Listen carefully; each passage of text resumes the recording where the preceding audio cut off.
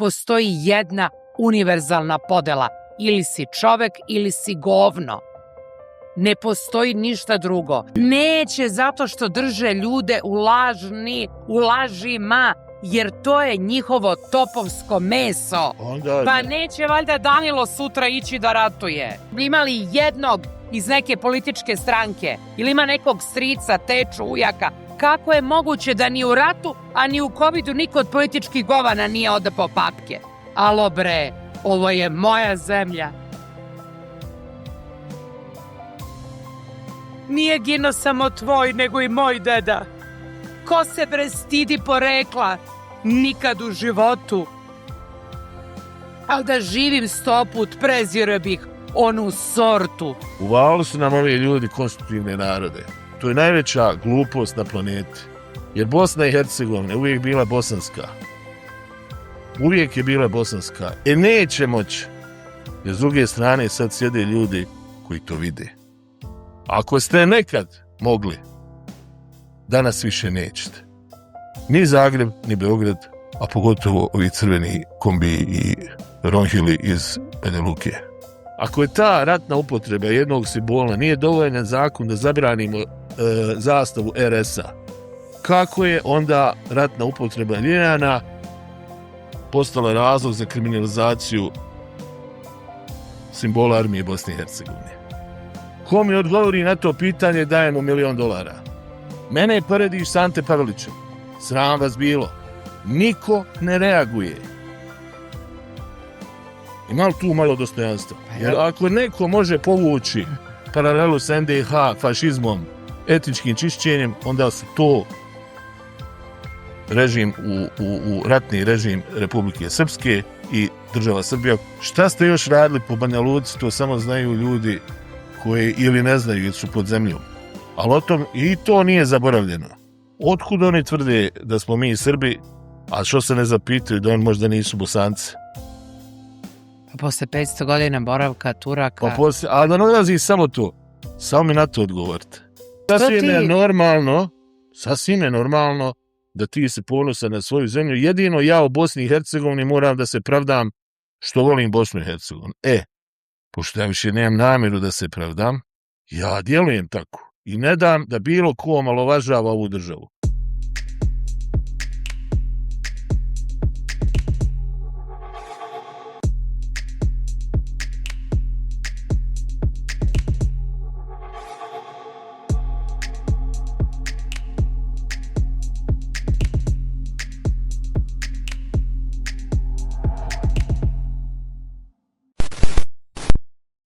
Poštovane dame i gospodo, izuzetno mi je čast i zadovoljstvo da u današnjem izdanju Balkan Rulesa Tanja i ja opet imamo mogućnost da prodiskutujemo neke sporne situacije, neke sporne teme koje su se dešavale ovih dana na prostorima Balkana. Tanja, prije svega, lijepo te vidjeti. Da, znam da moja prelepost zrači. Pa to je sjajno, pa to je fenomenalno. Divi se malo. Evo, divim se, ja ne znam odakle da krenem, ali prije nego što ljudi uvide da ne ide više, vidiš da to ne ide. Šta ne ide? Pa ne može se čovjek više diviti nego što se divi. Kad ćeš ti da napraviš podcast o meni? Nikad.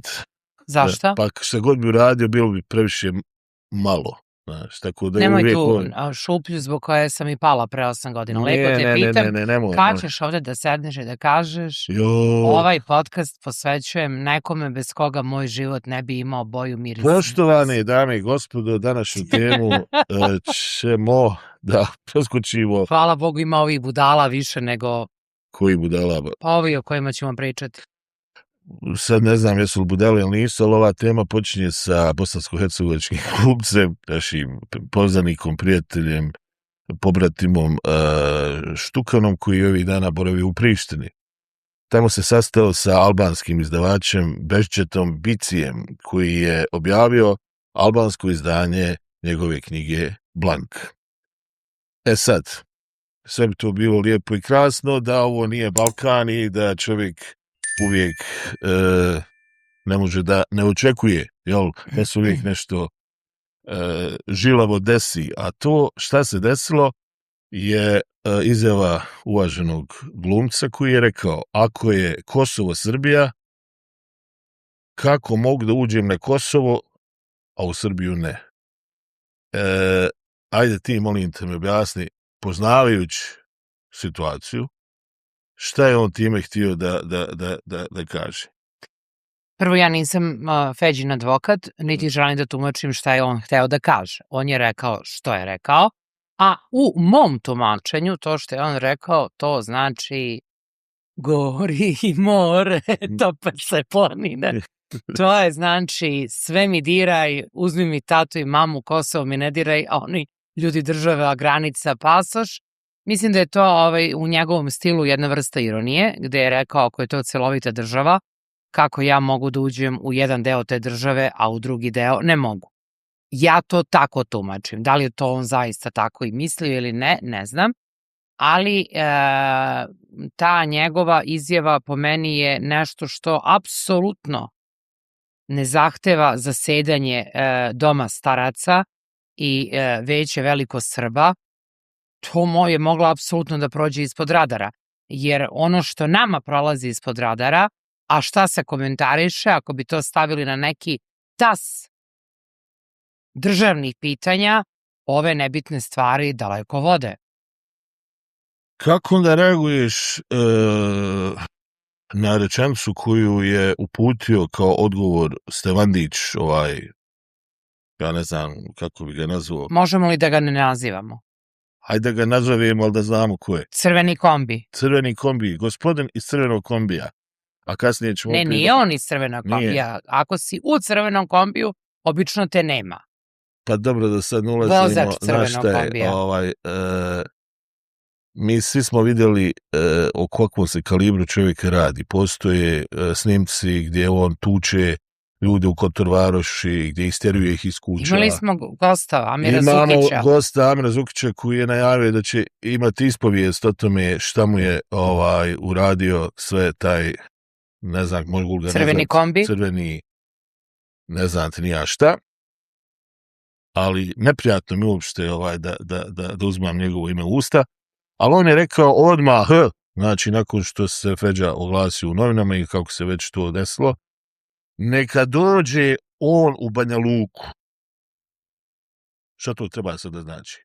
Da li je ta pojava, tako da ga nazovemo, koji obnaša, by the way, jednu vrlo visoku funkciju u Republici Srpskoj, znači on je predsjednik Skupštine Republike Srpske, da li on je pozvan da se obračunava sa građanima vlastite države i da im prijeti šta ako se desi da dođe, da će ovdje spominjao i navijače, ne znam, borca i svašta nešto. Je li to razgovor koji želimo da imamo u Bosni i Hercegovini? Ja ne. Ali ako pogledaš razvojni put Bore Šnajdera ili ti crvenog kombija, on nije procesuiran za to što postoje dokazi, za to što postoje izjave, za to što postoje živi svedoci. On je nagrađen i on sedi tamo gde obnaša neku funkciju koju plaćamo svi mi. Da. Ali o tome kakav je, jer iz istog tog parlamenta dolazi ona gospođa što se obada. Jest. To je taj parlament. Jest. Ona se obada, ovaj je vozio crveni kombi i sve što imamo ta dešavanja koje se tu dešavaju. Imamo Mileta Ronhila koji švercuje cigare. Znaš šta da ti kažem nešto? Ja njega bi izuzela iz ove priče. Čekaj, on više nije, on više nije u tom parlamentu. On je u tom, on je građanin Kane. Ti si sve pobrkao. Ja ne znam više šta. On je predsjednik stranke. Da, on je vođa puta. On vodi, on zna kuda je put, on usmerava druge. Kad bi trebala da idem za nečijim tragom, a da sam primorana, ja bi pre platila Mileta nego crveno kombija. Jer ovo nekako ja ne bi ni za kim išao, vjeruj me. Pa ne bi, ali eto da moram. Ali da dam odgovor na jer ako bi pričali kako se osjećamo kada spominjemo ove ljude, onda bi taj podcast imao samo zvučne efekte. Tipa... Ne znam šta da ti kažem, ali pojavno mi smrdi. Eto, to moram iskreno reći. Jedan i Nemoj drugi. sad da kopiraš Mileta. Mile je prvi rekao da Sarajevo smrdi. Ne, I opet mu niko ništa nije odgovorio. ne, ja samo kažem ovo što ja sam sad rekao, ja sam iskoristio ovu riječ pojavno, to je rahmetli Nijaz Duraković u jednoj debati rekao Emilu Vlajkiju, koji je bio tada potpredsjednik Republike Srpske, kada više nije imao šta da mu kaže i kada više nije imao nikakav argument da mu uzvrati nazad, da stvarno svaki vid diskusije daljnje nema smisla, jer on i pojavno zaudara. A to što priča, to je posebna bila priča. Ali da se vratimo na temu. Ono što je meni fascinantno, koliko dugo mi možemo da prećutkujemo ovakve stvari i kako nazvati ove stvari. Da li je odgovor crvenog kombija političko zastrašivanje? Da li je to zloupotreba položaja? Da li je to prisvajanje jednog grada koji je u okviru Bosne i Hercegovine na teritoriji jedne jedinstvene države Bosne i Hercegovine? Da li je on to... Znaš šta meni u stvari najviše smeta u tome? Zlato moje, si baja. Pa onda to što hoćeš da kažeš, kaži u lično ime. A ne, ti da bi nešto rekao, ti moraš da se sakriješ iza entiteta, iza govornice, iza stranke, iza batinaša. Ko si bre? I takvi nas plaše, i takvi nam šalju poljulke mržnje. Pa gde je Banja Luka? Što to znači dođi u Banja Luku? To znači da svako onaj ko dođe iz Sarajeva u Banja Luku i ko se ne slaže s aktualnim režimom u Banja Luci je tema. I target. A onda imam fenomenalni odgovor Dragana Bursaća, čoveka koji je takođe na blacklisti. Na blacklist. Pa ako misliš da je Dragan Bursać dobrodošao u Banja Luci, varaš se. Znaš i sam koliko nam je puta čovek rekao, kroz što je sve prošao i kroz što prolazi. Ali on ne odustaje. On živi i radi i po meni je on jedan čovek, ja bih ga nazvala melem na ranu. Tačno. A pogotovo njegova supruga Vanja. Tačno. Kada pročitaš odgovor Dragana Bursaća, dolaziš do najveće ironije ovog događaja da Feđa Štukan, pisac iz Sarajeva, bude pozivan od crvenog kombija kao, ajde ako si mangup dođi u Banja Luku, u moj grad, u moju tvrđavu, ali nije to on samo rekao Feđi. Taj crveni kombi je to govorio i drugima, to ćemo kasnije. I onda je fenomenalni odgovor Dragana Bursaća. Feđa, ti ne ideš nigde, ti si u svojoj kući, dođi, prošetat ćemo zajedno. I samo kad vidiš način... To su ti primjeri. Tako je, kad vidiš način na koji neko komunicira, iz crvenog kombija izlazi jedino što može da izađe, kanalizacija. Da. A onda je čovek koji da takav odgovor, bez žuči, bez gorčine, fino, jasno, pitko i toplo.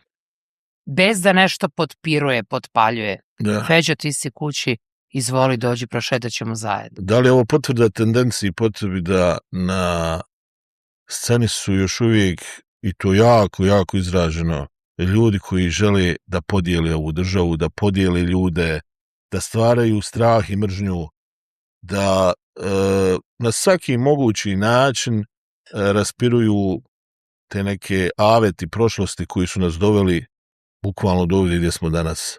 A pozicija svih nas u Bosni i Hercegovini, zahvaljujući tim nacionalističkim retorikama, uopšte nije zavidna. Ja imam jednu svoju teoriju i što više vreme prolazi, sve sam sigurnija da je to ispravna teorija. Meni. Mi smo 35 godina od završetka agresije na državu Bosnu i Hercegovinu.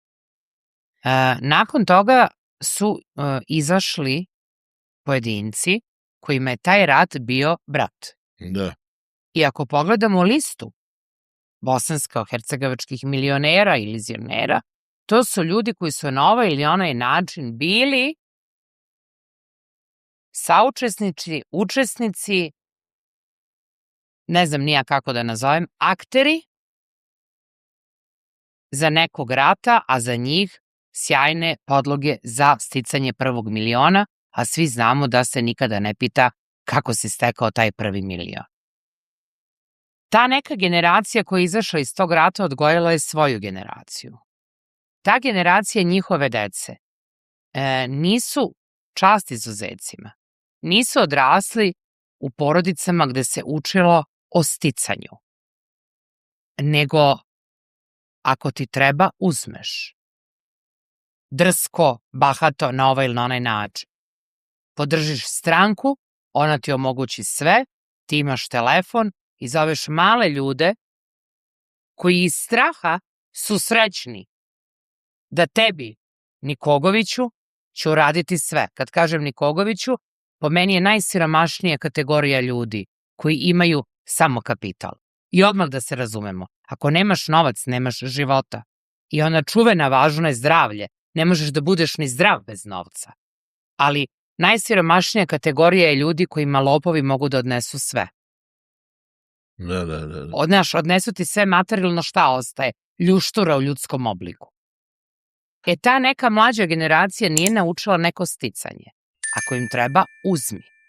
Zato imamo i ove slučaje paljenja, firmi, bahaćenja, mi imamo očeve, decu i u svom tom brlogu taj rat koji je tragedija za one koji su izgubili svoje voljene. I oni su ti koji kažu samo da se nikada nikome ne ponovi. Ti imaš plejadu njih kojima je rat ovako.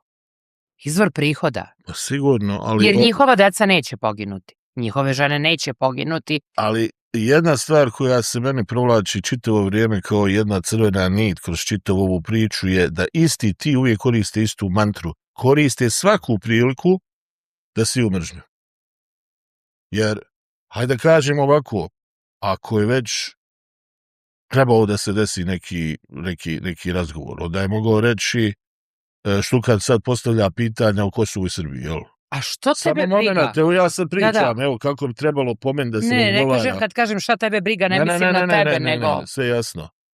On se ne slaže s nečim. Zar smo mi elementarnu kulturu govora izgubili? On je mogao reći Kosovo, šta ja znam, nije pod efektivnom kontrolom Srbije, zato je takva situacija. Jel, to bi bila, hajde kažem, neka i politička obaveza njegova.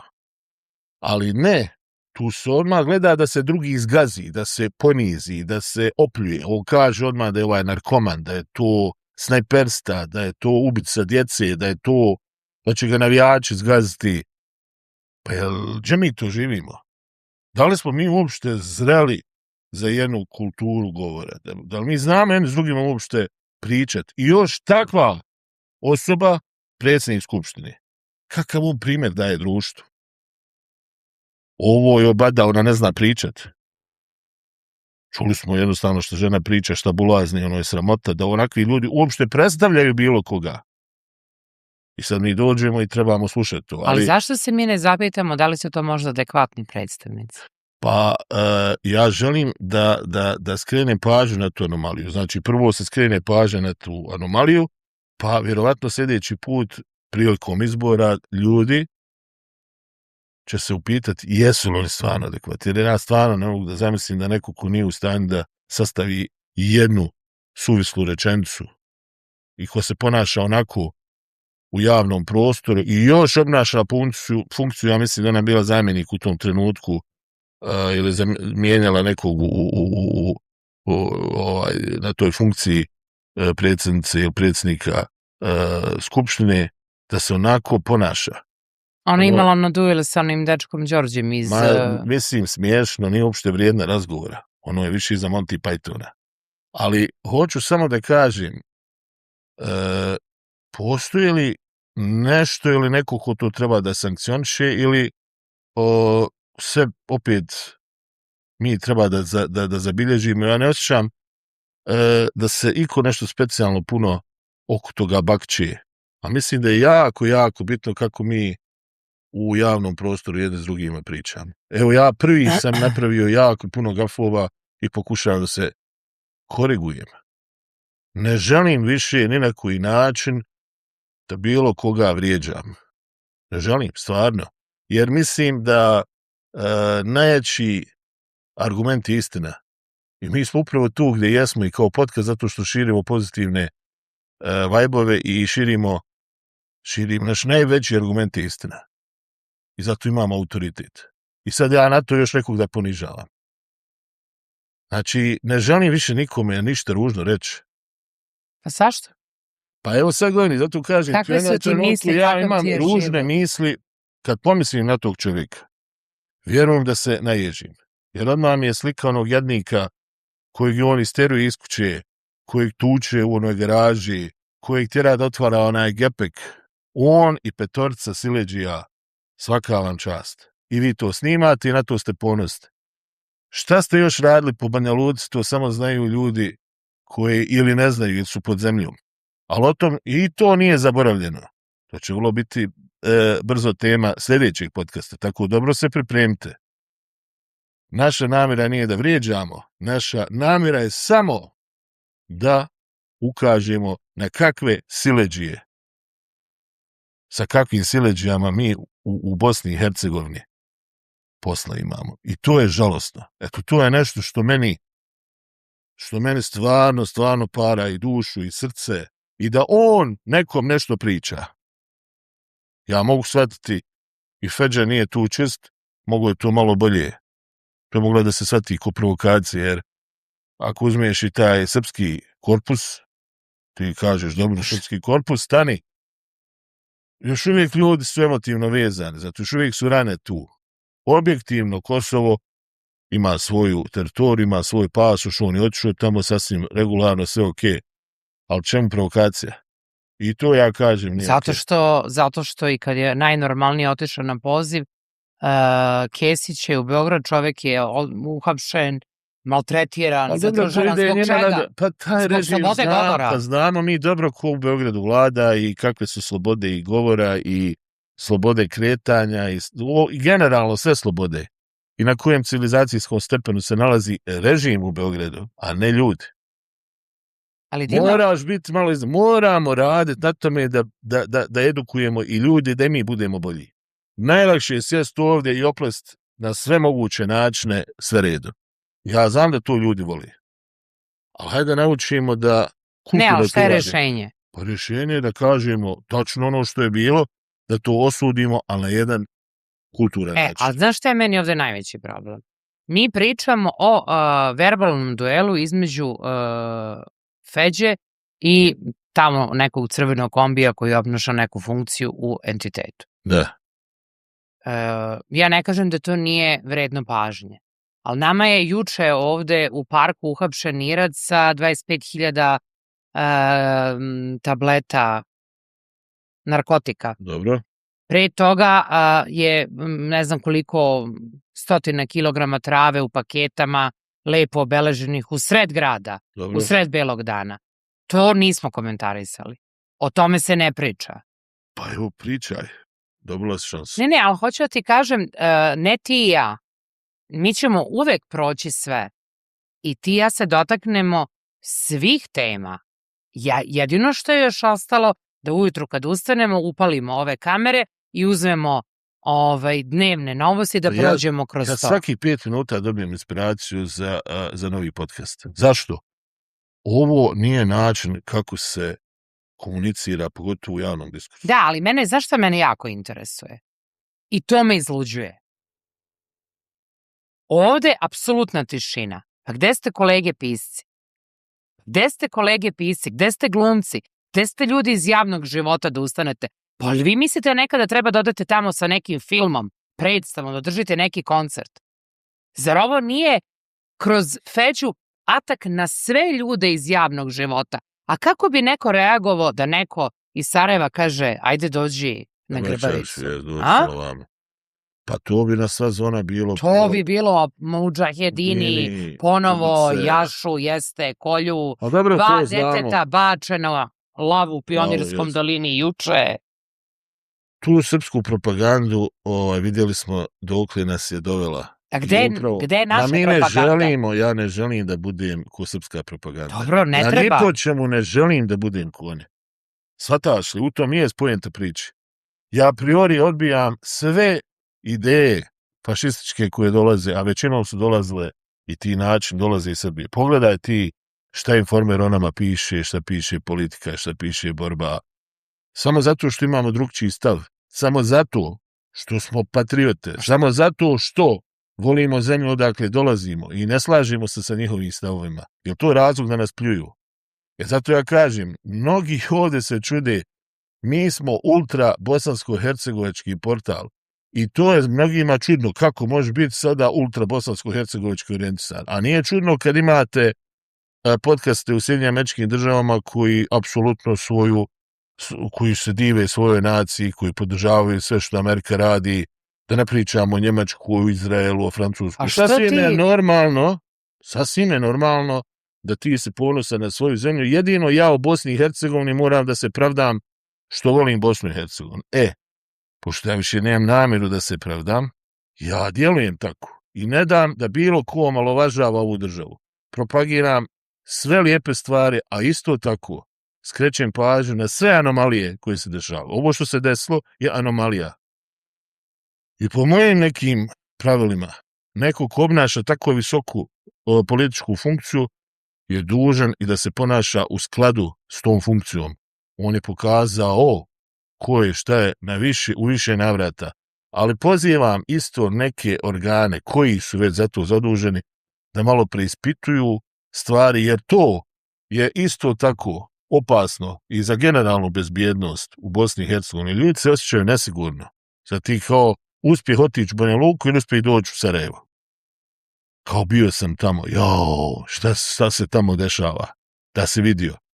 One nas godinama plaši. Pa kako tu u takvom ambijentu razvijati ekonomiju, veze, ljude, a živimo kao u istoj državi? Ta isti crveni kombi je na sva zvona najavljivo sve srpski svijet, gdje je trebalo da se usaglašavaju politike, kulture, čak nastavni programi sa Srbijom. A kad ti kažeš hajde da napravimo nešto zajedničko u Bosni i Hercegovini, onda se to smatra unitarističkim Sarajevom i politikom unitarističkog Sarajeva. Znači nije to slučajno moja Tanja. To su sve stvari, evo tu jasan primjer, gdje se na sve moguće načine diskredituju Bosna, njeni građani, prijeti im se i na sve moguće načine ova država treba da bude kao neka zona koja žarište. Mi to nećemo. Ja hoću da idem u Banja Luku i da posjetim svoje prijatelje, isto da oni mene posjete i da živim. Ali mi to i radimo. Pa mi to radimo, normalna svijet. Sad treba da najavim, da upalim podcast, mi sutra idemo u Banja Luku.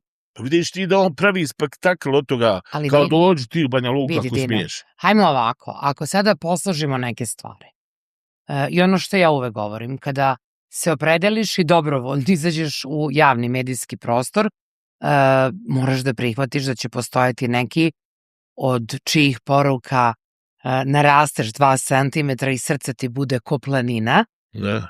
I možeš 7 dana da ne jedeš, a imaš kad pročitaš poruke da ti se želudac okrene i da ti se život zgadi. Sad kad pogledaš samo jednu stvar, nije bitno šta se kaže, bitno je ko kaže. Da.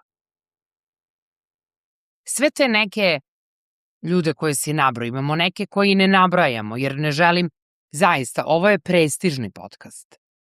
I svako spominjanje nekog ko ne zaslužuje da bude spomenut, mislim da narušava ugled i da je jako loše zbog ljudi koji ovde dolaze. A i te koje ne spominjem, ja opet kažem, kada je proizvod nekog nezadovoljstva utemeljen na nečemu gde si ti negde oštećen, ali u svom gnevu i besu, na koji god način ga izražavaš, daješ konstruktivno rešenje i način na koji će se ta situacija prevazići, ja skidam kapu. Da. Ali kad si ti, zlato moje, ljut, jer su sve šanse u životu fulio, i ti negde sediš i jedino što imaš je taj mobilni telefon i za Boga ti si ljut na čitav svet. I samo iz jednog razloga.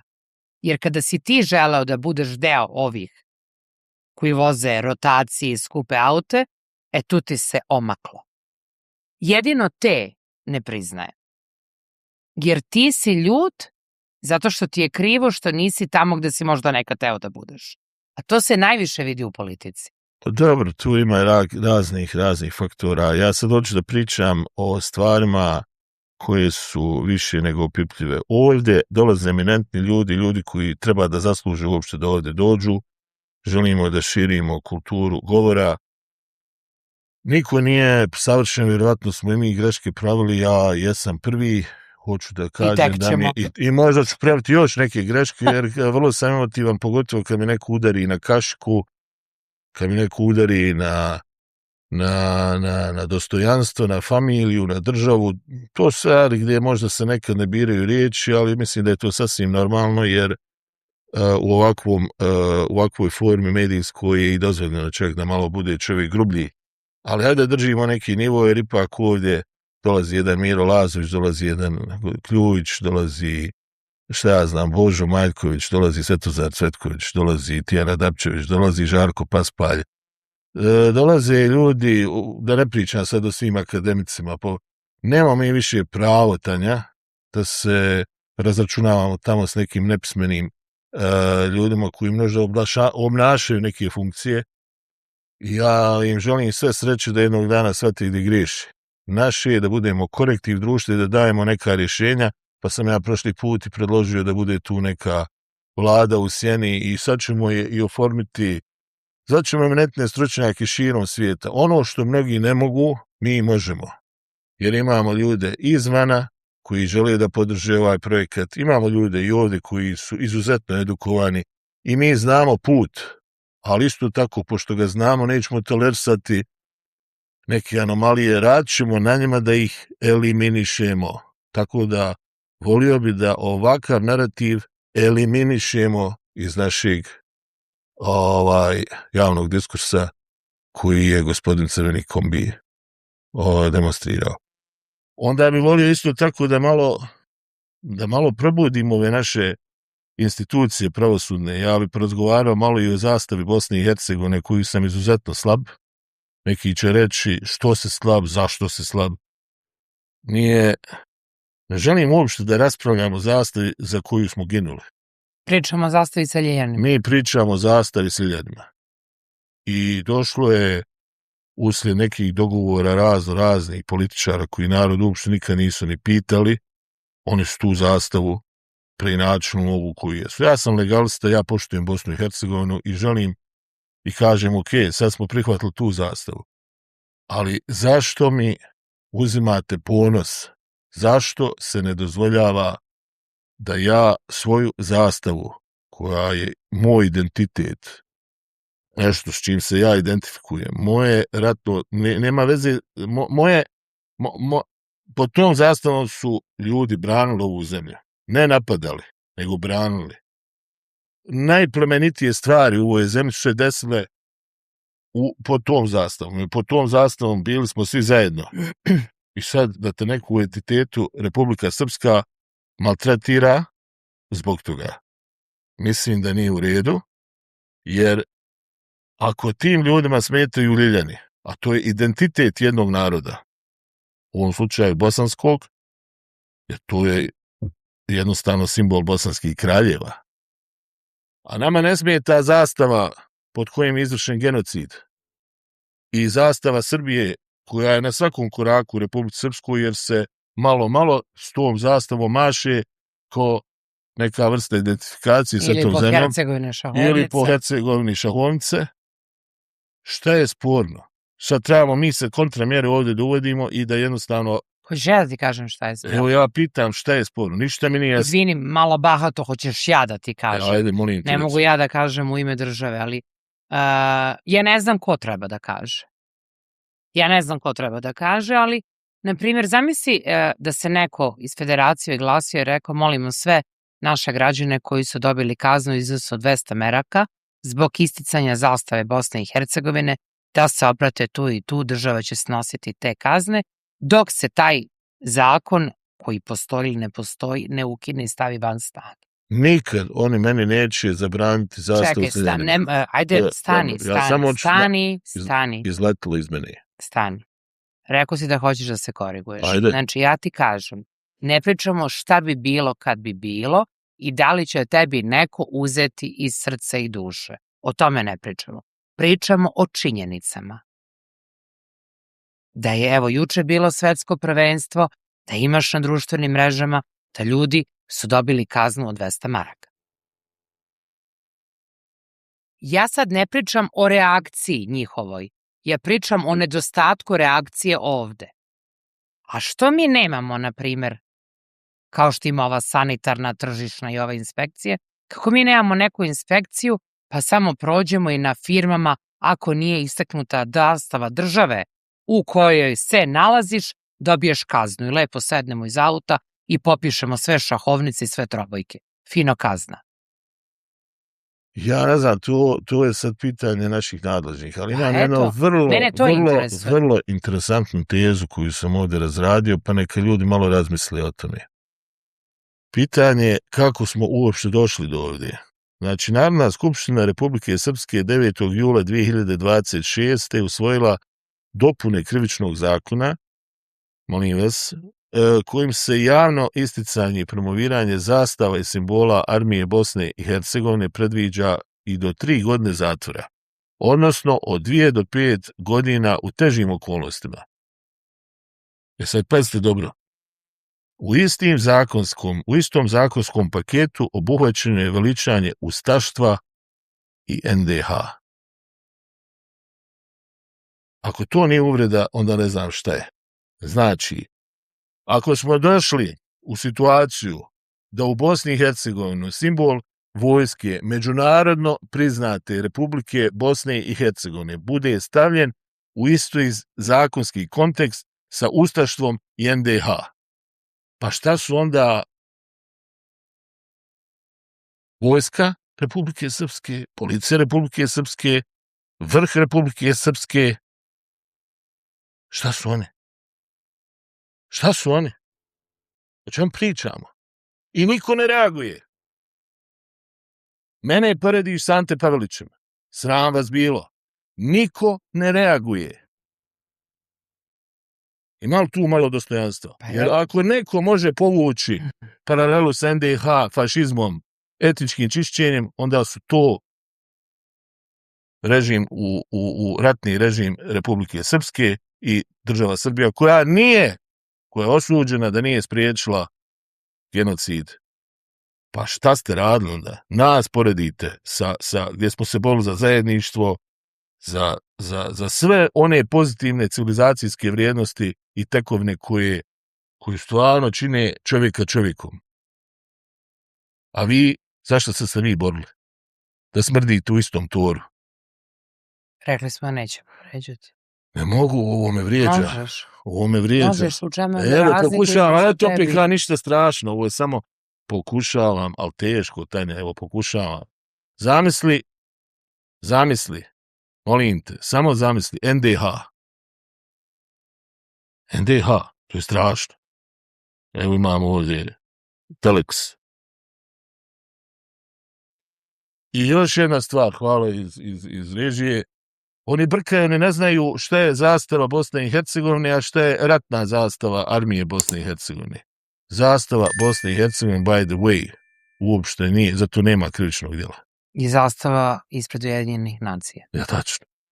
I sad, oni čak su i zastave Fiorentine proglasili nepoželjni, fudbalskog kluba. Gde god vidiš Ljiljan, ti deluj. E pa, nemoj da mi počnemo djelovati. Nećemo. Nemoj. A ne, Adino. Nemoj. Da ti kažem nešto.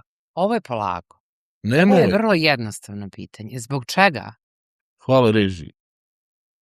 Zbog čega kada ti imaš sećanje i kada ti pričaš o svojoj istoriji i tradiciji, to je krivično delo, a kod njih se po to podrazumeva. Tačno.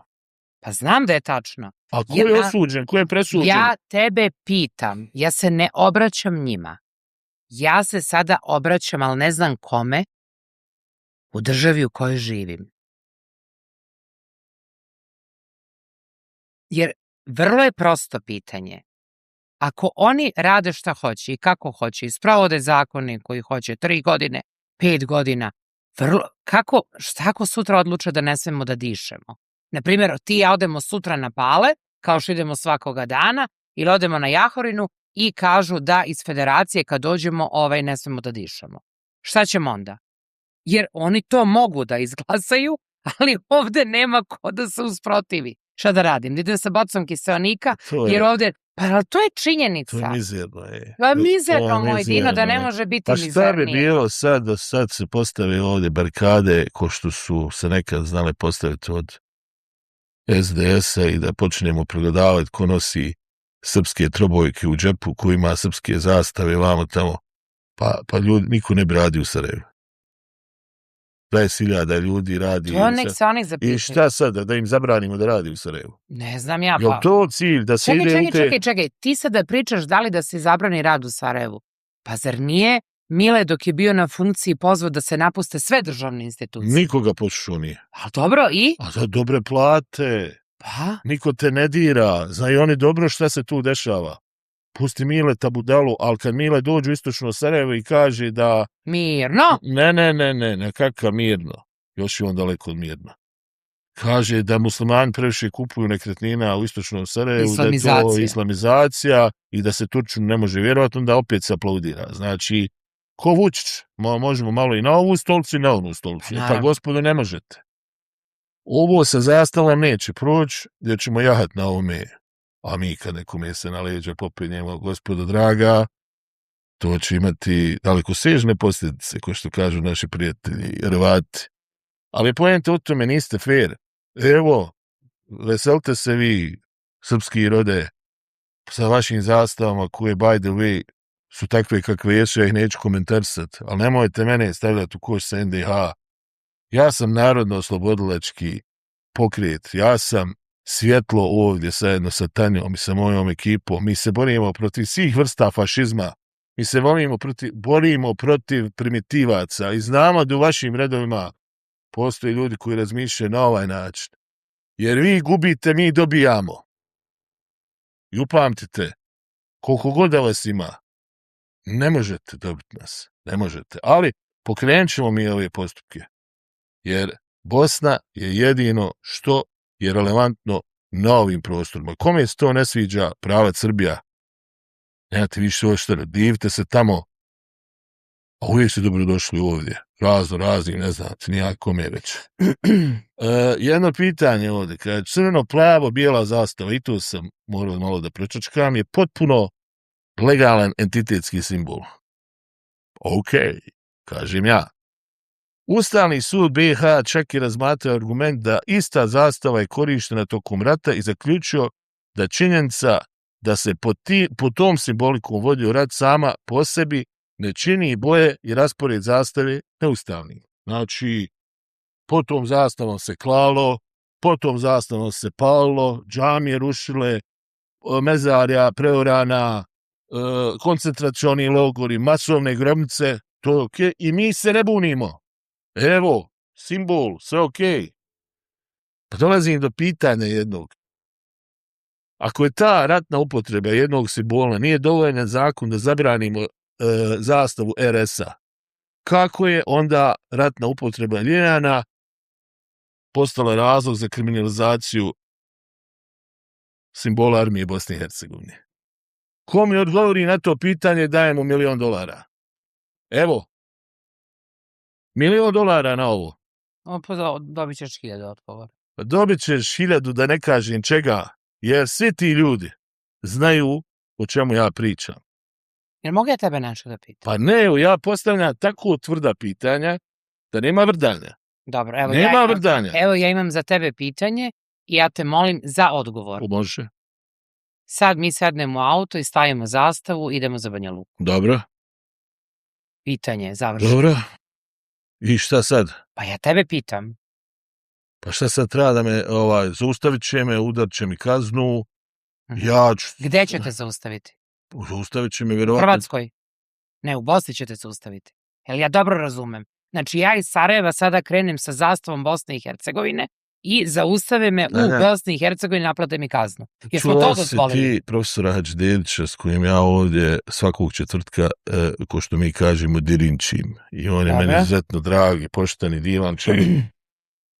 Problem je što mi na teritoriji Bosne i Hercegovine nemamo suverenitet na čitavoj teritoriji te Bosne i Hercegovine. I nama se može ovakva vrsta fašizma prospati samo dok fašističke snage, jer ovo čisti fašizam, ti ne možeš svoju identifikaciju, ti mene dozvoljavaš, davno je to već, ima svoje korijenje prema bosanskom narodu ovdje.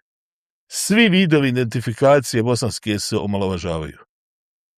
Ali se zato nikakav problem ne postavlja kad su srpski i hrvatski simboli u pitanju. To neće proći. Ko što kaže Šović, neće da može. Neće da može. Zašto? Zato što, pod broj 1, vrijeme radi za nas. To znate i vi i nije vam to sigurno baš tako drago. Ali mi nismo krvnici. Mi smo ljudi koji žive i za Snježanu, i za Muhameda, i za Antu. Koja je Snježana? Snježana je osoba koja bi trebala u ovom kontekstu da bude asocijacija za srpski rod. A ko je, vjerovatno ćemo naći jednog dana ko je. I zato hoću da vam kažem, nismo mi vi.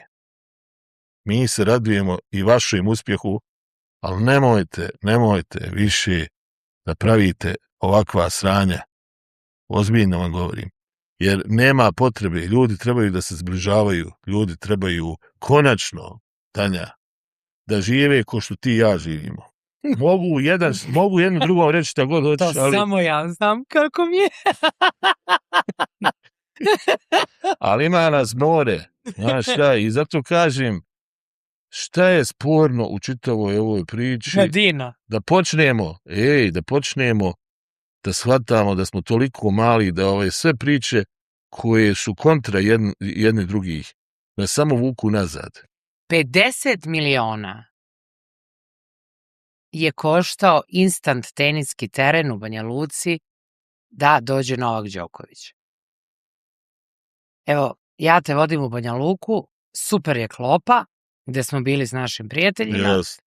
I idemo sad da obiđeš kako izgleda taj teren. To je devastirano. Srušeno, đubrište, korov, uništeno. Znači, 50 miliona je to koštalo. Bio Novak je persona non grata, propao u međuvremenu ko kauč. Neće valjda ljudi da se brukaju da u Banja Luci, koja je leglo teniskog sporta. Znači, tu je Federer napravio prve korake u tenisu. A Dodik je rekao od Ciganluka da on to sad molim. Ali nemoj, molim te, pa jedan, molim te. Evo ja samo... Sad?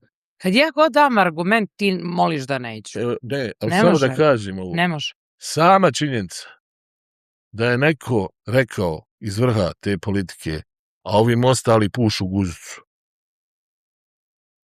Jer vođa ima guzicu, pa mi pušu o tamo.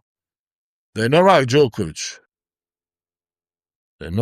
najbolji srpski sin ikad rođen. Čovjek koji je sad Omišu donirao 300.000 eura. Više nego što je... Peščari. I da je uradio toliko dobra na zbližavanje ovih ljudi. Da dođe ovdje kod nas na piramide, sjedi s ljudima, ko da je jedan od njih. Ja jedino mogu da kažem kapa do poda, majstore. Kapa do poda, majstore. Jer ti si jedini svijetli primjer koji sam u posljednjih 50 godina vidio iz te zemlje. Što ti meni uzmeš reč i ja počnem da pričam i ti shvatiš da je to genijalna priča i ti nastaviš? Ne, samo možda ti kažem da se vratim. I on se ne bi složio sa bilo kojom vrstom ugnjetavanja. To garantujem životom, jer taj čovjek drugačije razmišlja nego ovi srpski fašisti. A isto tako da imam ja taj slučaj ovdje, molim vas, evo ovdje među bošnjačkim, bosanskim fašistima i njih bi napali. Jer su oni meni isti koji vi. Isti, nema tu razlike. A da ne pričam ovim dole u originalu, koji još se nisu riješili za dom spremni i koketiraju sa ustaštvom i dan i noć. Ali to je dodatna tema. Samo hoću jednu stvar koja mi leži na srcu pa nastavi. Evo ovo. Uvalili su nam ovi ljudi konstitutivne narode. To je najveća glupost na planeti. Jer Bosna i Hercegovina uvijek bila bosanska. Uvijek je bila bosanska. I narode Srbe i Hrvate nije iznjedrila Hrvatska i Srbija, nego njih je Bosna iznjedrila i oni su se, zahvaljujući religijskim preferencama, morali opredijeliti kao Srbi i Hrvati. Ja tu vidim jedan narod, bosanski narod. To su bili naši pravoslavci, ko što piše, na 1.000.000 strana i katolici. Evo dođite ovdje pa pročitajte u sred Sarajeva. Ali naša kultura ne dozvoljava nama da mi sad ocjenjujemo ko je ko. Ali istorija je neumoljiva. Vaša historiografija to piše. Pročitajte Novaka Kilibardu. Ako ste me već smjestili u konstitutivne narode u Republici Srpskoj, šta to znači? Da ja imam identitet svoj. Šta to znači? Da smijem tamo disat, jel? Da smijem glasat, jel tako? Da smijem imati svoje historijsko pamćenje, da imam svoje heroje, da imam svoje datume i svoje simbole. Ali ako moram skinuti svoju zastavu, jesam ja stvarno konstitutivan? Drugo pitanje za $1.000.000. Koga vi pravite budalom? I zato vam kažem, s druge strane sjede učeni ljudi koji i sitnice vide. Ovo su stvari za fino pravo. I vi to lagano pokušavate na sve moguće načine da progurate. Neće moći. Jer s druge strane sad sjede ljudi koji to vide. Ako ste nekad mogli, danas više nećete. Ni Zagreb, ni Beograd, a pogotovo ovi crveni kombi i ronhili iz Banja Luke. Izvinite. Ja bih jednom 30 sekundi, jer nakon svakog govora vojskovođe ide aplauz. Hvala. Jel, sad okej. Možete postaviti jedno pitanje za $3.000.000. Ajde. Evo ovako. Kako bi, evo sad ja tebi, ali ovo ću te gledam, kako bi Srbi reagovali na obrnutu situaciju? Šta je obrnuta situacija? Evo sve što sam ja pričao da se Srbima dešava. Pa ti znaš kako bi reagovali. Kako bi reagovali? Cvijeće nam uručili. Jel ćeš ti da odgovoriš umjesto mene ili mogu ja? Pa evo, pitao sam te. Pa evo, ja čekam da mi daš šansu da odgovorim. Jedan aplauz za početak odgovora naše drage Kostanje. Hvala. Izvolite, gospođo Kos. A vidi, Zlato. Reci srculence. Ja imam odgovor na to pitanje. Da. Ali to su upravo one teme o kojima ja ne mogu da pričam. Kako? Ne mogu da pričam zato što mi je više muka na citat. To je jedino što, od kad postoje društvene mreže, ljudi su shvatili da su nekada postojale i knjige. Da. Jer su sada osvanuli neki citati iz nekih knjiga. Pa tako je najcitiraniji Vuk Drašković iz knjige Nož, kada razgovaraju njih dvojica, kako ti se zvao je otac, kako ti se zove deda, kako ti se zove pradeda i tamo, ne znam ni ja, Askurđel je Muhamed i nakon toga prelaz na Radovana. Dobro. To je nešto što se citira i to, znači sada svi hoće da kažu da muslimani ne postoje, nego su to Srbi koji su u nekom trenutku istorijskih previranja prešli na drugu veru. Meni je više toliko muka. Ja ovih 8 godina, od kad živimo ovdje, i ne možeš. Pa ne možeš i 42 godine, koliko živim tamo. Dobro. Konstantno imamo neka brojenja, prebrojavanja. Prvosrbijanci, drugosrbijanci. U ratu smo sa NATO-om, ne volimo Amerikance. Onda kaže ovaj, volimo Amerikance. Onda ih volimo. NATO nas bombardovo, Vučić dovede Blera i Šredera, to nema veze, najavio početak bombardovanja. Kosovo je Srbija, kad se vojska na Kosovo vrati, bajkeri na granici svađuju se, psuju, prete, polivaju pivom, ne mogu da pređu granicu. Onda, znaš, imam, kaže, prijatelja, on je musliman. Ujebo. Znaš, Ej, Bajt. znaš ono, išao sam u Banja Luku. Halo, Banja Luka. muka mi je. Ne želim da pričam o Šta ćeš tim... kad imaš posla s nečišćenim ljudima? Ne želim da pričam o svinjizmima. A mogu ja sad? Ne možeš. A moram. Pa što me onda pitaš? Pa nisam, evo da, kao što te pita, Pa da hajde, komentira, možeš. evo mogu vidi. Ovo za muslimane, molim te, Ilija. Ajde. Jel na kraju kad je rekao nož i sve je to divno Da. i krasno. I ja opet postavljam pitanje za 16 miliona dolara. Dakle te bilo ovo? Pa to finansiraju ljudi koji znaju, a ne Aha, oni koji ne znaju. znači strani Pa sad ovo, plaćenici. strani plaćnici i da ne ulazim Dobro. dalje. Ajde. Gospodo draga, poznavajući situaciju u Bosni i Hercegovini, znamo da je pravoslavno stanovništvo u Bosni i Hercegovini bilo prvo, da je bila Bosanska crkva, koja je u to doba bila legitimni predstavnik duhovnog života u Bosni i Hercegovini. Iz tog aspekta, ako pogledamo kako su se naši vladari zvali, vidjet će se da do dolaska Turaka nije bilo ni Muhameda, ni Ahmeda, ni Dine, ni ne znate nijakoga. Međutim, oni su bili Bosanci. Pa ja pitam te ljude, nakon što su prešli na islam, pa i pitam ljude u Srbiji, sad će im se kosa na glavi dići. Otkud oni tvrde da smo mi Srbi, a što se ne zapitaju da oni možda nisu Bosanci? Pa posle 500 godina boravka Turaka... Ali da ne ulazi samo to. Samo mi na to odgovorite.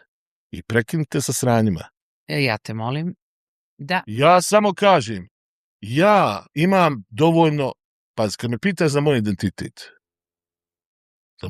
valjda je kulturno da ti ja odgovorim ko sam i šta sam. A ne da mi ti namećeš ko sam i šta sam. To je upravo problem što su ti ljudi... A ja ne znam gde sam. Moment. To, pošto Srbi uzimaju sebi za pravo, generalno, da oni odlučuju ko je ko i šta je šta.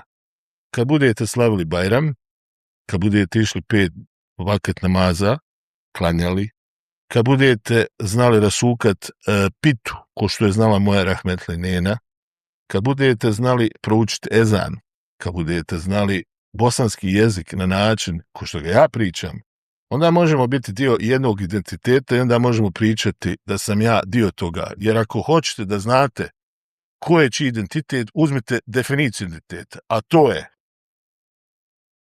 pripadnost određenoj grupi. Ja mogu biti samo pripadnik te grupe. Ja nisam slave, nikad u životu slavio. Ja nisam, ne znam ti nija neke srpske običaje, nemam pojma o njima. Kakve to veze ima? Govorim šta je identitet i kad ti ga neko usporava. I kad kažem da ja pripadam drugom identitetu, to je valjda dovoljno nekome ko je pametan da shvati da svaka dalja priča je degutantna. I to je finale. I tog Iliju, pa nađite ga i pitajte njega, nemojte nas peglat, ba. Mi nismo Turci i to da za i to ste pobrkali, jer očigledno niste išli u školu dovoljno dobro, niti ja imam identifikaciju sa bilo kim. Vjera je stvar lične preferencije. Upamtite. A etnička pripadnost, bosansko-hercegovačka, odnosno bosanska, i vi ste isto tu. Svi, gdje su vam grobovi? Kakve veze vi imate sa Šumadijom? Malo istoriju pročitajte pa ćete vidjeti. A to što polupismeni i nepismeni ovdje kreve sudbinu i nek se izjašnjavaju što se mene tiče ko Brazilci, možete se izjašnjavati ko Rusi, možete se izjašnjavati ko Ukrajinci, možete se izjašnjavati kako god želite, samo budite pristojni prema drugom i drugačijem koji isto ima pravo da se izjasni kako želi, a da pritom ne strahuje hoće li s druge strane biti zaklan ili bačen u masovnu grobnicu, ko što je bio običaj po starim srpskim običajima. Prema tome, ne želim više da slušam bilo kakve gluposti ovog tipa, otišli smo od zastave, došli smo do masovnih grobnica. I onda kad ta ista zastava pod kojim se pravile masovne grobnice legitimno u tom entitetu, koji ja, by the way, isto sporim, ali sam legalista i priznajem, ali ćemo ga sport dok smo živi. To je sasvim legalan put, to je kulturno, tako rade kulturni ljudi. Ja želim da imamo različite mišljenja, da imamo različite stavove, ali nemoj mi ulaziti u zonu svetinja. Nemoj mi to raditi, jer nije se dobro provesti. Dobro. Jer to je sad priča. Ok, s početka ovoga tvog opet monologa imao si kad naučite svetu knjigu Kuran, kada klanjate. Evo ja ne znam, nisam ni pročitala Kuran, ne klanjam i ne znam da razvučem pitu. Tačno, i ti nisi Srpkinja. Jel ti neko tu sporište? Sad ja tebi kad rekao da ti trebaš da budeš nešto drugo što nisi... Svaki dan me teraš na to.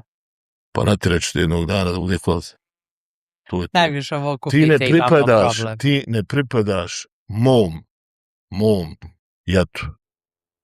A to ne znači da si loš čovjek. Izvini. Definiši, šta to znači ja ne pripadam tvom jatu? Izvini, ptico selice. Ti si pravoslavka. Dobro. Samim tim ja nisam. Jesi. Nisi. Imaš 50% mame. Jeste, koja uopšte nije religiozna. I ne želi uopšte da stati ima posla. Dobro. Znači, to je broj 1. Dobro, ajmo dalje. I da ne ulazimo, tu su duhovne stvari. Druga stvar. Nemam apsolutno ništa sa srpskom tradicijom. Osim što idem rado kad me neko pozove na nekakve blagdane njihove. I slave. Ako me pozove, kako god se zvali, uopšte me ne interesuje.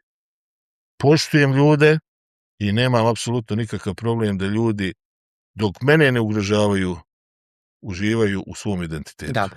A ja dodedavno nisam mogao da i danas se borim za svoj bosanski identitet. Ja pokušavam kao ti da povisim ton, jer ovo je 7. put da pokušavam da nešto završim, temu koju započnem. Dobro. Znači ja započnem, ti preuzmeš, poentiraš, izvičeš si, to je to. Ja se izvičem. Jeste. Režija, da li se ja izvikujem ovdje? Smanjili sad. Pametnom dovoljno.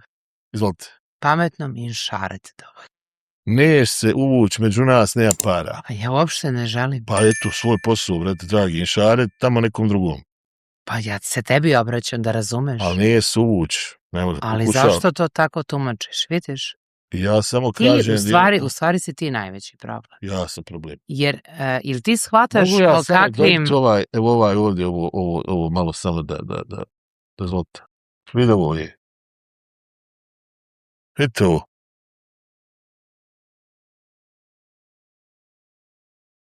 To mnogo govori, ja ću ga zakačiti svako da stoji. Ja.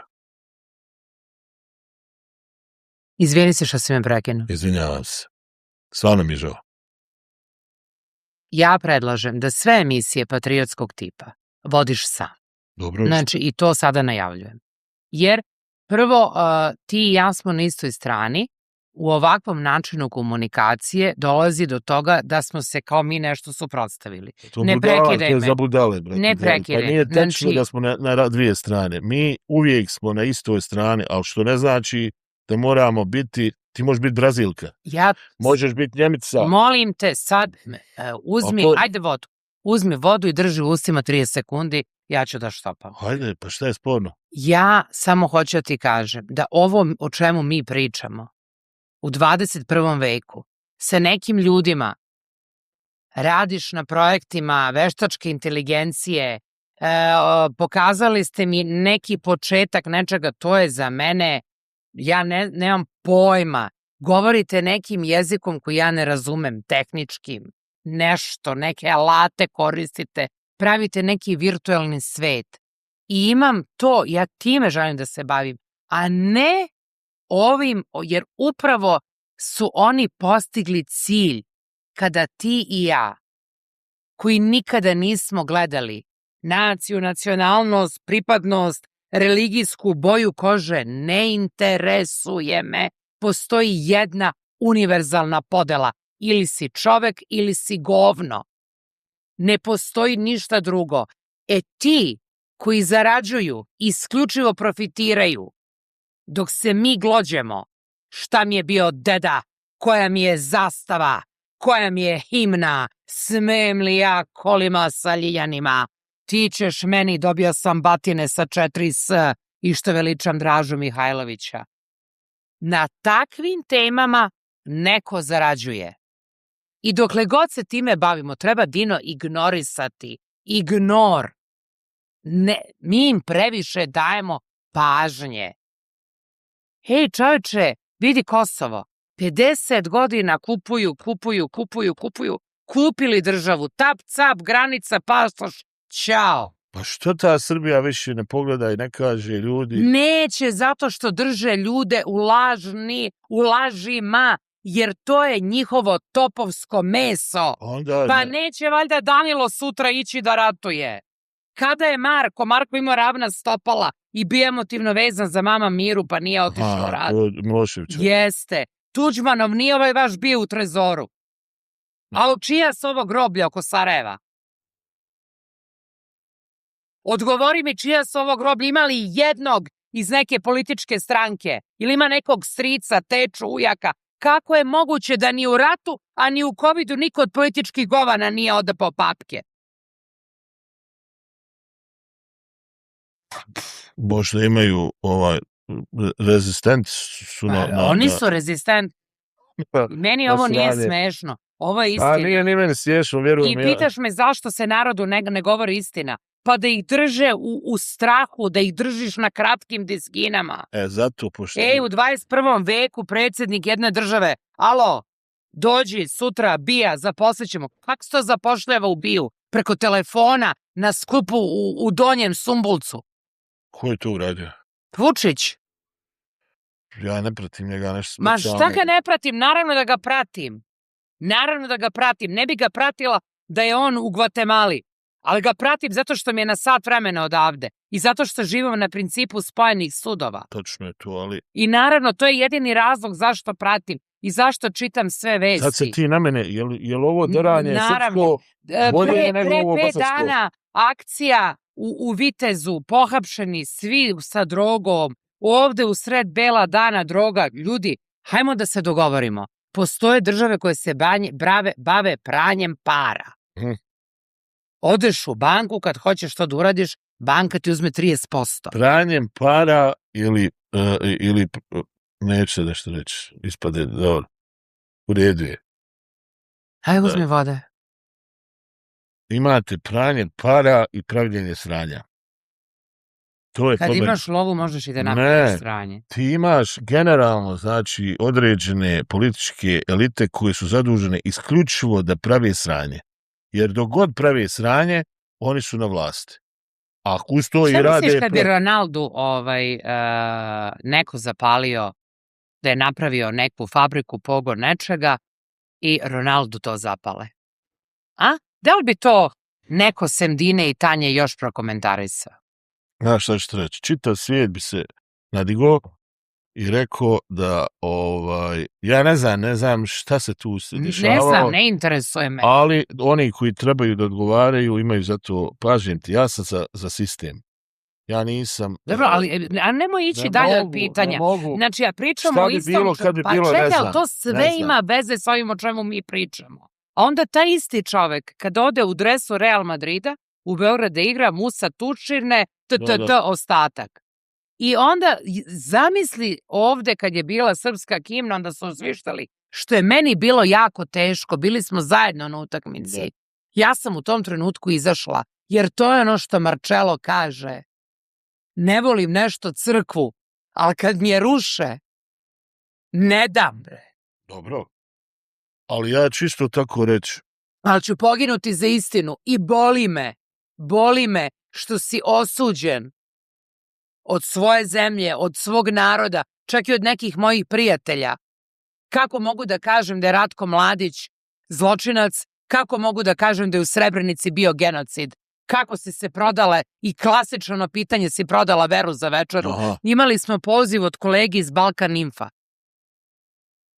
Šta je, gostuješ tamo, on je četnik, što mu Dino nisi nabio usta, genocid, što si prešutio, što ovo, što ono, što nisi rekao, što ga nisi popljuvo, što ga nisi izgazio, onda ovi tamo, šta si ugostio ovog Baliju? Jel to mi pričamo o komunikaciji, o kulturi dijaloga, u međusobnoj saradnji i onda te pozove neko iz Beograda i ti daš intervju? Trebao si odmah štosom da ga zavališ, uzmi Ljiljane, okreni se Ljiljanima i reci da je bio genocid. On kaže, možda čovjek to ne priznaje. Znači, prvo, ljudi koji ovdje se brkaju u nekakve teme, oni prvo su 90% nepismeni. Bravo. Znači, za početak, ljudi su išli, znači, za vrijeme hladnog rata, pa američke TV kuće su išli da intervjušu, ne znam, ko je bio s druge strane, sa sovjetske strane, pa su ovi išli isto tako na drugu stranu da intervjušu američku stranu, a prijetio nuklearni rat. Uvijek sve počinje i završava sa razgovorom.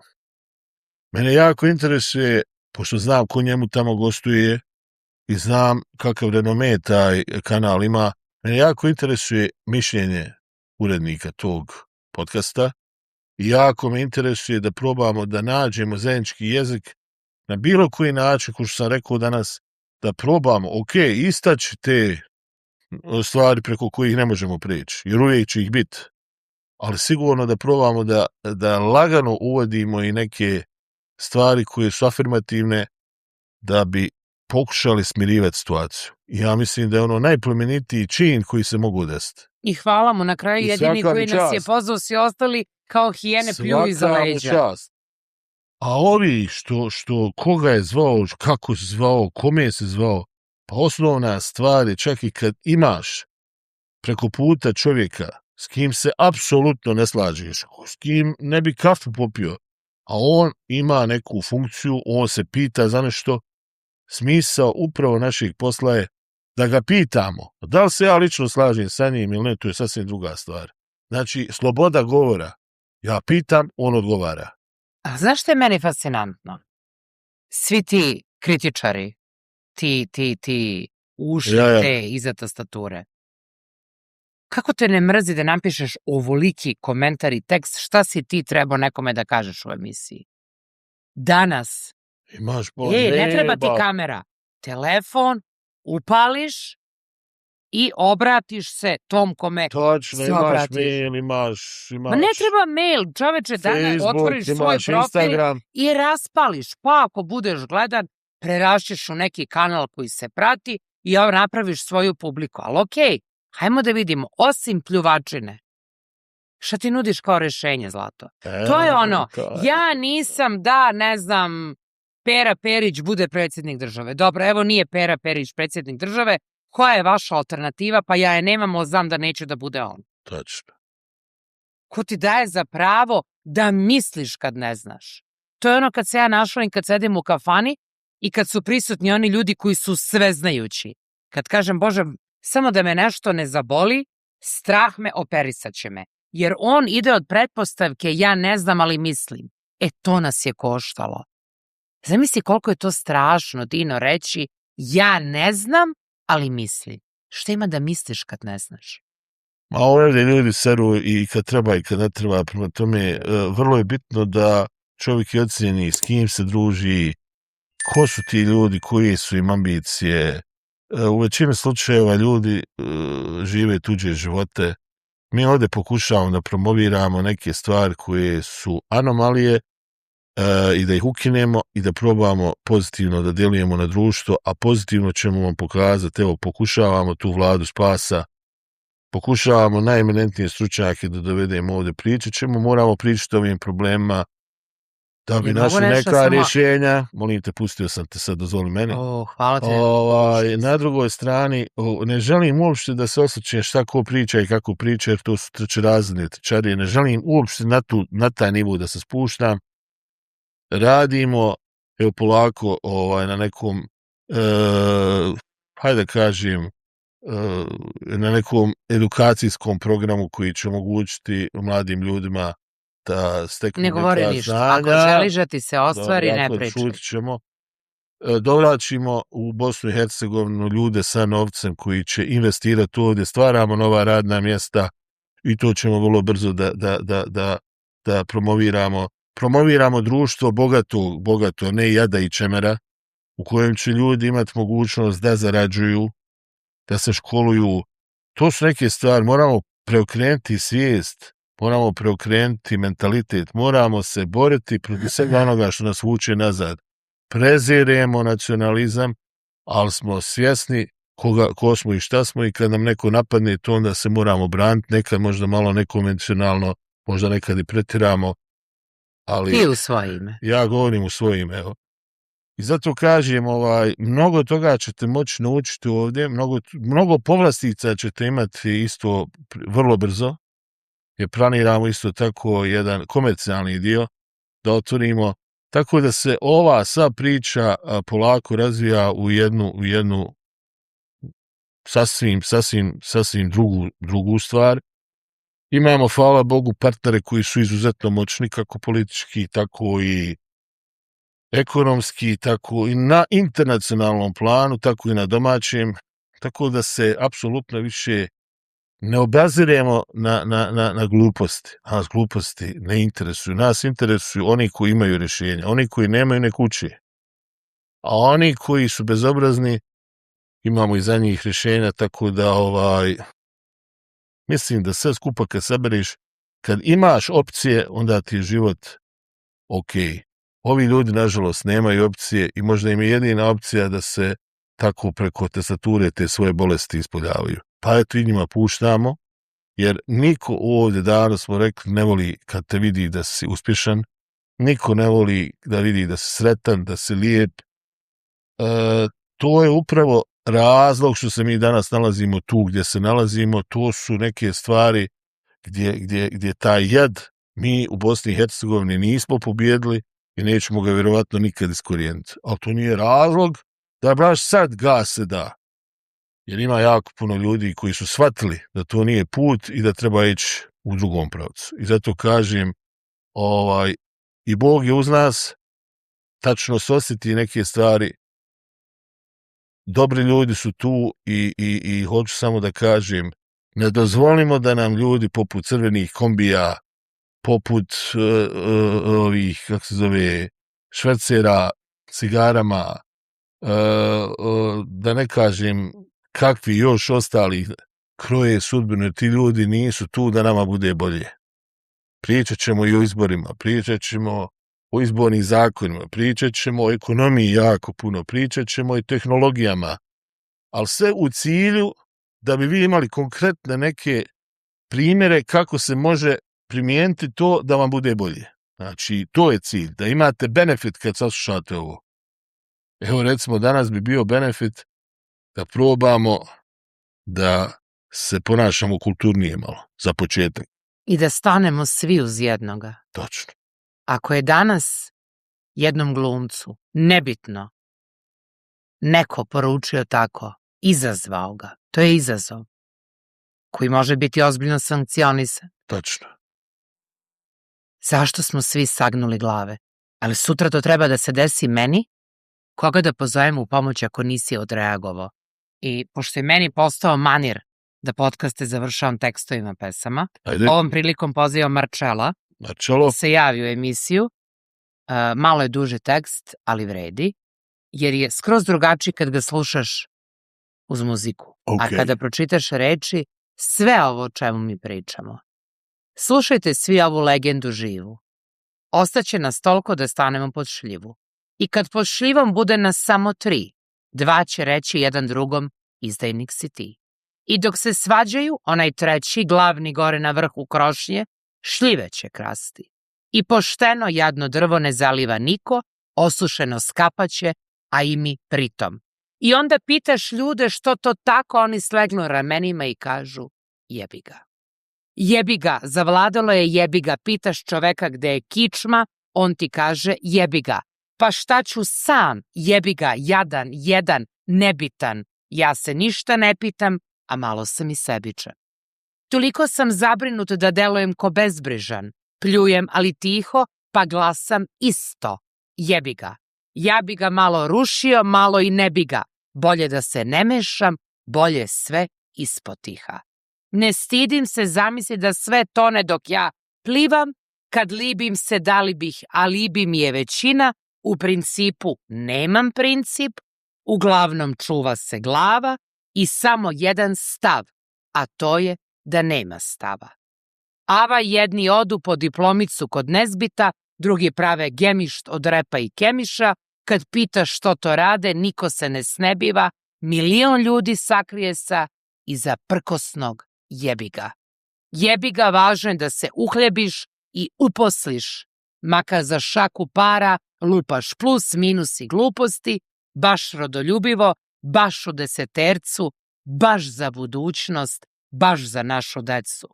Svi love lovu i svi lovina u zamci, taoci javašluka, jedni drugima stranci. Sve može, sve prolazi, svi pristaju na sve, u redu je svaki greh, dokle god ti neko drugi plaća ceh. Jer jebi ga, mora se. To je nužda svevišnja, a ne goli treš za keš, hashtag jebi ga i niko nikog ne jebe, dižemo ruke od sebe i time ruku na sebe. A za to vreme neko nam truje vazduh, neko ubija reke, zarad ličnog profita rasprodaje nam zemlje i pravi od nas pleme koje kleči ispod totema, sve poštene protera, hulje gurne do pročelja. To se zove izdaja, to je protiv naroda, tako glasi istina, ti ljudi postoje, ali te ljude niko ne dira. Napadni mene, a na ovo samo reci jebi ga, moto je jebi ga, sav sram umre kad se zipuje u jebi ga, duša, kičma, šta je kome svetinja, rasprodaj nas sitno i ćuti, jer jebi ga. Ćuti na zlo, ćuti na dno, ćuti na sve što nam zatire rod. I kad te pitaju što si tu gde si sad, okrivi mene i reci jebi ga jer tako je, reci, čelo de facto hoće da NATO paktom, izdajnik plaćen, Soroševac stari, što svoje gazi da se tuđe hvali. Ma neke NVO, član u raznim partijama, ide peva ustašama, ide peva balijama, teraj ga ko bijelu, svaka ta gnjida nek ode ku Đuričko i nikad se ne vrati. Alo bre, ovo je moja zemlja. Nije gino samo tvoj, nego i moj deda. Ko se bre stidi porekla? Nikad u životu. Al da živim 100 put prezire bih onu sortu što kleveta i laže i misli poluprisebna da sve što lupi sekund kasnije postaje istina. Nikada član ničega, nikome na spisku platnom. Nijedno svoje slovo ne bih prodao ni za zlato. Nisam za NATO, dobro pamtim bombe. Nisam druga Srbija. Nisam krug dvojke, samo ne mrzim nikoga. Rođen kao Jugosloven, sve su puške tuđe, sve su žrtve moje. Svi ljudi, sve nacije, sva sela što gore, svako ko je nevin, pao za vaše parole. I nisam vernik i čak ne volim crkvu, ali kad mi je neko ruši, zaledi mi dušu, zaledi mi krv, svaka slika tog pakla, ali nikada ne pomislim da je svaki Albanac takav. Halucinogena masa se pali, branio bi Kosovo, nisi bio da braniš, kališ. Kada su ga sekli je se rekao sebi boli me, izašao na ulicu kad je ubijen Oliver, ili za Sava Malu, ili za rampu, ili za helikopter, pa gde ste bili tad? Jeste branili svoje? Ja jesam i makar mi slomili rebra i facu ivičnjak, ovo je moja zemlja i seri šta hoćeš na ta usta od pene, ali niko nije otišao iz Srbije zbog mene, nego zbog vas. Ali svejedno, 20 godina slušam da sam izdajnik. Pa kad je tako, meštre svih hulja, slušaj, evo ti juče, uzmi i jebi ga, evo ti sutra uzmi i jebi ga, svu nadu, sve dobro o koleno prebi ga, tim osmehom bolesnim razboli sve i jebi ga, evo ti narod u glavu, jebi ga, dok sanja zlatno doba uzmi i jebi ga, ako ja ometam taj divni lepi san, ćutaću, evo ti sve, uzmi i jebi ga. Nacionalizam je pre svega paranoja, kolektivna i pojedinačna paranoja. Kao kolektivna paranoja ona je posledica zavisti i straha. A iznad svega posledica gubljenja individualne svesti. Danilo Kiš. Gospodo, ovo je bila Tanja Kos i uz stihove Marčela ja bih želio samo da odjavim ovaj podcast i da vam kažem nemojte pristati na jebi ga. Eto, to je sva priča. puno mi više vrijedimo nego svi ti koji su nas doveli u ovu situaciju i ove suze i ova borba i ovaj nesreća i ova tuga i bol ne dolazi od prilike. Jer svi smo mi ljudi i svi želimo da budemo uvažavani, da živimo normalno i da se konačno počnu na ovim prostorima dešavati lijepe stvari. Tanja, hvala ti. Ja se izvinjavam, ali već ste navikli da ja ne krijem emocije. Ovu sam pesmu toliko puta čula. I uvek je bilo u kolima i uvek je pojačano na maks. Ali za ovih 8 godina, kada sam prvi put fizički osjetila tuđu bol, a da me niko zbog toga ne mrzi, svaku reč ove pesme i onaj deo koji kažem čak i ne volim crkvu kad mi je ruše i nije gino samo tvoj deda. Molim vas ljudi, kao Boga vas molim, shvatite da nikome nije stalo do nas. Nikom. I neću da kvarim. Marcello je rekao sve i hvala ti što postojiš.